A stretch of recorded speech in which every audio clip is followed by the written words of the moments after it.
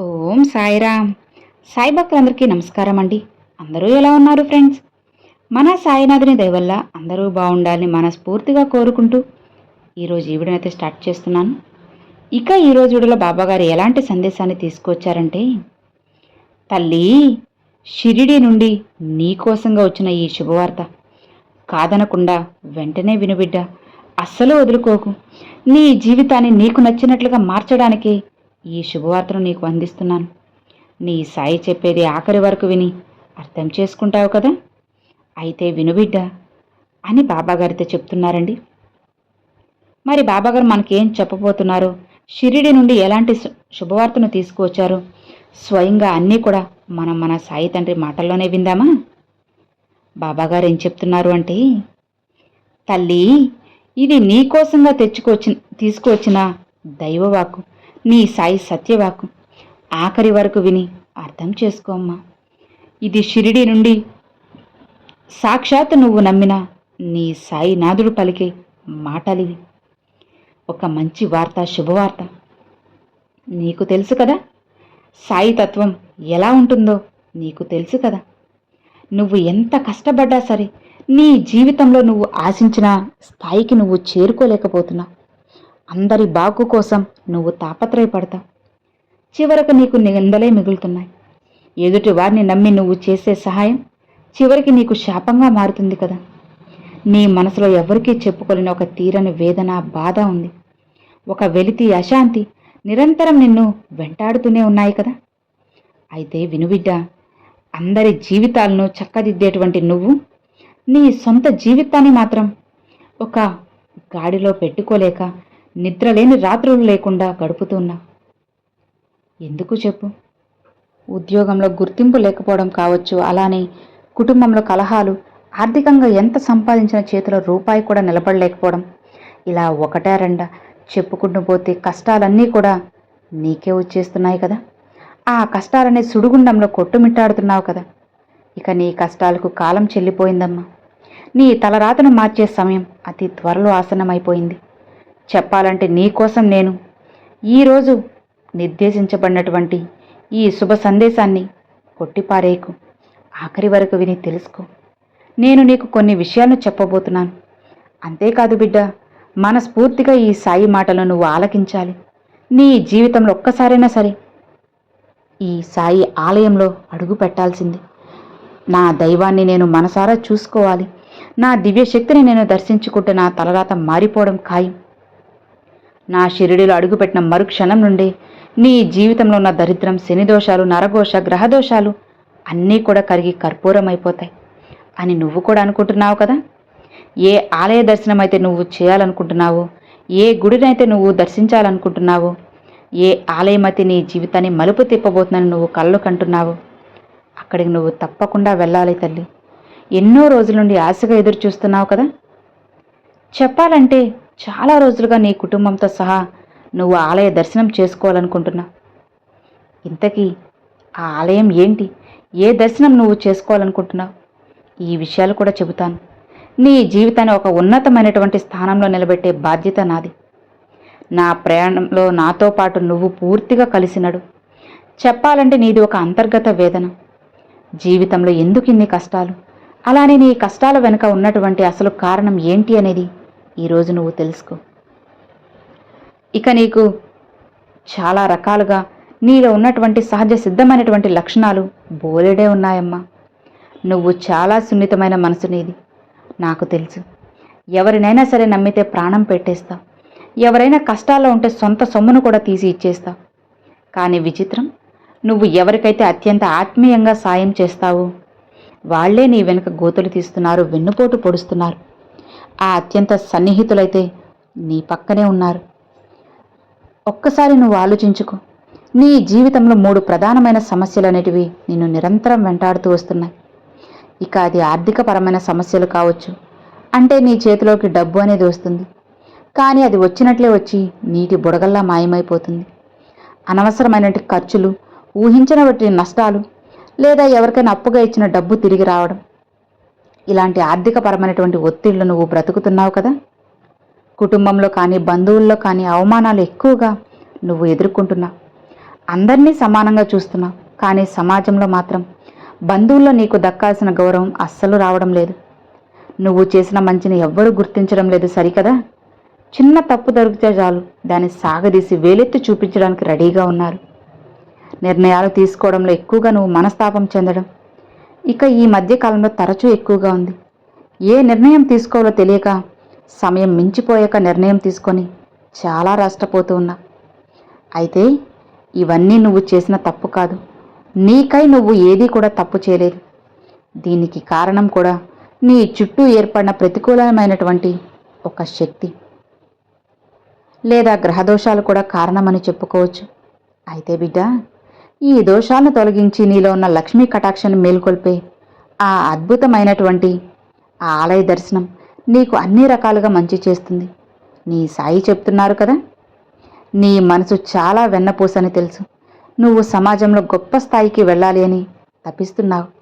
కానీ తరచూ ఏదో ఒక సమస్యలు లేదా భాగస్వామితో ఏర్పడేటువంటి సమస్యలు, ఎవరో ఒకరి ద్వారా మోసపోవడం, ఇలాంటివన్నీ కూడా రోజు జరుగుతూ ఉన్నాయి కదా. కొత్త ఆలోచనలతో నువ్వు ముందుకు వెళ్ళాలని చెప్పి ఎంత ప్రయత్నిస్తున్నా ప్రతిసారి వెనకడిగే. దీనివల్ల ఏంటి అంటే నీపై ఏర్పడినటువంటి నరదృష్టి, అలానే మానసిక పరమైన ఆందోళన అన్నీ ఎక్కువగా కనపడుతూ ఉన్నాయి. ఎంత ఎదిగినా సరే ఏదో తెలియనట్టి భయం నిన్ను వెంటాడుతూ వస్తుంది. అలానే నువ్వు ధర్మపరంగా బ్రతకాలని చూస్తున్నావు, కానీ నీ జీవితంలో ప్రతిదీ కూడా చాలా ఆలస్యంగా జరుగుతుంది. ఏదైనా వివాహం ఆలస్యం కావడం, సంతానం సమస్య కావచ్చు, ఉద్యోగంలో ఎంత కష్టపడినా సరైన గుర్తింపు రాకపోవడం, ఇలా ఏ సమస్య అయితే నువ్వు ఎదుర్కొంటున్నావో దానికి సంబంధించి నువ్వు ముందుకు వెళ్ళాలనుకునే కొద్దీ వెనకడుగులే. అయితే ఈ కష్టాలన్నిటినీ కూడా హరించి నీ జీవితాల్లో సరికొత్త వెలుగు నింపే గొప్ప ఆలయ దర్శనం అనేది నువ్వు చేసుకోవాలి. ముఖ్యంగా ఆ దివ్య ఆలయ దర్శనం నువ్వు చేసుకున్న తర్వాత నీ జీవితం పూర్తిగా మారిపోతుంది. మరొక కోణం అనేది నువ్వు చూస్తావు. ముఖ్యంగా చెప్పాలంటే బిడ్డ, నువ్వు ఏ ఆలయ దర్శనం చేసుకుంటావో అది ఒక మంచి పుణ్యక్షేత్రం అని చెప్పుకోవచ్చు. ఆ క్షేత్రం నీ జీవితాన్ని పూర్తిగా మలుపు తిప్పుతుంది, పుణ్యాన్ని తెస్తుంది. ఇక్కడ విచిత్రమైన రహస్యం ఒకటి దాగి ఉంది. ఏంటో తెలుసా? నీ జీవితంలో ఆలయ దర్శనం చేసుకున్న తర్వాత భగవంతుడి యొక్క అనుగ్రహం ఏ విధంగా ఉంటుందంటే నువ్వు అస్సలు ఊహించవు. అక్కడ నీ దరిద్రం అంతా కూడా కాలి బూడిదైపోతుంది. నీ జీవితంలో ఐశ్వర్యం, శాంతి, లక్ష్మీ కటాక్షం లభించడం ఖాయం. ఇంకా చెప్పాలంటే నీ జీవితంలో ఏర్పడిన కుజదోషం, అప్పుల బాధలు, ఇక ఇవన్నీ కూడా తొలగిపోతాయి. నీ మనసులో ఉన్నటువంటి కోరికలన్నీ కూడా శాశ్వతంగా తీరిపోతాయమ్మా. అలానే ఎవరైతే నిన్ను వేధిస్తున్నారో వారి నుండి వేధింపులన్నీ కూడా దూరమైపోతాయి. నీ జీవితంలో ఇప్పుడు ఆలయ దర్శనం చాలా ముఖ్యం. ఆర్థిక అడ్డంకులన్నీ కూడా తొలగిపోతాయి.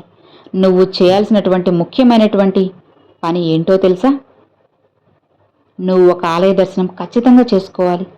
అక్కడకు వెళ్ళి కొబ్బరికాయ కొట్టి తిరిగి రావాలి. అలా చేయడం వల్ల నీకు కేవలం పుణ్యం మాత్రమే కాదు బిడ్డ, నీకున్నటువంటి సకల దోష నివారణ జరుగుతుంది. అయితే ఏ ఆలయానికైనా వెళ్ళినప్పుడు శాస్త్రోక్తంగా కొన్ని పరిహారాలు కూడా చేయాలమ్మా. అవును, అప్పుడే అక్కడ అనుకూలమైనటువంటి శక్తి నీ శరీరంలోకి, నీ జీవితంలోకి, నీ ఇంట్లోకి ప్రవేశిస్తుంది. ఈరోజు నువ్వు చేయాల్సినటువంటి ఒక ముఖ్యమైన పని గురించి నేను చెబుతాను. నువ్వు నేను చెప్పే మాటలను కొట్టిపారేయకుండా జాగ్రత్తగా విని పాటిస్తే ఇక నీ జీవితంలో అందమైనటువంటి మార్పులను నువ్వు ఖచ్చితంగా చూస్తావు. కుటుంబంలో నీకు ఏర్పడినటువంటి గొడవలు తొలగిపోయి నీ జీవితం మధురంగా ఉంటుంది. కాబట్టి నీవు చేయాల్సిన ముఖ్యమైనటువంటి పని ఏంటి అంటే, నువ్వు ఎట్టి పరిస్థితుల్లో కూడా నిర్లక్ష్యం చేయకుండా అతి దగ్గరలో ఉన్న వెంకటేశ్వర స్వామివారి ఆలయానికి వెళ్ళు, దర్శించుకో. లేదా వీలుంటే తిరుపతి వెంకన్న దర్శనం చేసుకో. స్వామివారి కృపా కటాక్షాలు పొందు. స్వామి దర్శనం ఇప్పుడు నీకు అత్యవసరం. నీ ఇంటి దైవమై ఉంటే నీ జీవితంలో ఏర్పడిన సకల కష్టాల నివారణకు ఈ రోజు నుండి సరిగ్గా వారం రోజుల్లోపు, అవును, నువ్వు తిరుపతి వెంకన్న దర్శనం చేసుకొని తీరాలి. అలానే అక్కడ ఒకవేళ నీకు వీలుంటే కాలి నడకన వెళ్ళి స్వామివారిని దర్శనం చేసుకురా. చక్కగా నడిచినంతసేపు, వెళ్ళినంతసేపు ఓం నమో వెంకటేశాయ అన్న మంత్రాన్ని చెప్పుకుంటూ ఉండు. ఇక నీకు ఉన్న కష్టాలన్నీ కూడా తీరిపోతాయి, కోరికలన్నీ కూడా నెరవేరిపోతాయి. ఆ తర్వాత తిరుపతి నుండి షిరిడీ ప్రయాణం రా, నీతో పాటు నీ కుటుంబాన్ని కూడా తీసుకునిరా. అలా తీసుకుని వస్తావని నాకు తెలుసులే. ఒకవేళ నీకు వీలు కుదరని పక్షంలో నీ ద్వారా అన్నీ కూడా సమగ్రవంతంగా నెరవేర్చే బాధ్యత నాది. నీ బాధ ఏంటో నాకు తెలుసమ్మా. నీ మనసు ప్రశాంతత కోసం పరితపిస్తుంది. నీ ప్రయాణంలో అద్భుతమైనటువంటి ఎన్నో రహస్యాలను, మనశ్శాంతిని నువ్వు ఎదుర్కొంటావు. ఈ ప్రపంచంలో ఈ సందేశం ఏదీ కూడా ఊరికే ఎవ్వరి చెంతకు రాదు. అలానే అనవసరమైనటువంటి మాటలు కూడా ఇందులో ఏమీ లేవు కదా. ఈరోజు నువ్వు ఇది వింటున్నావంటే సాక్షాత్తు ఆ వెంకటేశ్వర స్వామి అనుగ్రహం అనేది నీపై ఉంది అని అర్థం చేసుకో. ఆ వెంకటేశ్వర స్వామి నిన్ను పిలిచారు అని నువ్వు ఖచ్చితంగా అర్థం చేసుకోవాలి. నీ ఇంటి కులదైవాన్ని మర్చిపోకూడదు కదా. నీకు ఏ పని కూడా జరగడం లేదు. నువ్వు అనుకున్నటువంటి పనులు వెనక్కి వెళ్తున్నాయి. మనసు ప్రశాంతంగా లేదు. అలానే శత్రువుల యొక్క బాధలు ఎక్కువయ్యాయి. అలా అనుకుంటూ ఒంటరిగా కూర్చొని ఏడవడం కన్నా ముందు ఇంట్లో దైవాన్ని పూజించడం చాలా మంచిదే కదా. కాబట్టి నీ కష్టాలన్నీ తీరిపోయే రోజు అతి దగ్గరలో ఉంది. ఈ సమాచారం నీ వరకు చేరింది అంటే తిరుపతి నుండి నీకు ఒక పిలుపు వచ్చింది అని అర్థం చేసుకో. మర్చిపోకు. అలానే ఆ వెంకన్న నీకు ఒక గొప్ప సహాయాన్ని కూడా అందిస్తాను. శుభవార్తను కూడా పంపిస్తారు. ఇప్పటికైనా ధైర్యం తెచ్చుకో. ఈ విలువైనటువంటి ఆధ్యాత్మికపరమైనటువంటి సందేశాన్ని కేవలం నీతో మాత్రమే, నీలోనే ఉంచుకో. ఆలోచించు. కష్టాల్లో ఉన్నటువంటి ఎందరో దారి తెలియక అంధకారంలో కొట్టుమిట్టాడుతున్నారు కదా. అలాంటి వాళ్ళకి నీ వంతు మాట సాయంగా అయినా సరే, ఎలా అయినా నీ సాయి మాటగా వాళ్ళకి నా మాటగా చెప్పు. ఖచ్చితంగా జీవితం మారుతుంది తల్లి. నీ జీవితాన్ని నీకు నచ్చినట్లుగా మార్చి నువ్వు సంతోషంగా ఉండేలా చేయడానికే కదా నేను ఇంతలా అహర్నిశలు పరితపిస్తూ ఉన్నాను, ప్రాధేయపడుతూ ఉన్నాను. అలాంటిది నీ సాయి మాటల్ని నువ్వు లెక్క చేయకుండా కొట్టిపారేస్తూ ఉంటే ఏంటి అర్థం? నువ్వే చెప్పు. నీ బాబాని అసలు నువ్వు లెక్క చేస్తున్నావా? నీ బాబా అంటే నీకు అసలు నమ్మకం ఉందా? ధైర్యం ఉందా? నువ్వే చెప్పు. నీ సాయి అంటే నీకు నమ్మకం ఉంది అంటే నా ఈ మాటలు నీకు అనుక్షణం కూడా ఉపయోగపడుతూనే ఉంటాయి. నీ జీవితాన్ని నీకు నచ్చినట్లుగా నేను మారుస్తూ ఉంటాను. భయపడుకు తల్లి. అందరూ బాగుండాలని చెప్పి ఎప్పుడూ కోరుకుంటావు. అలాంటి మంచి మనసు నీది.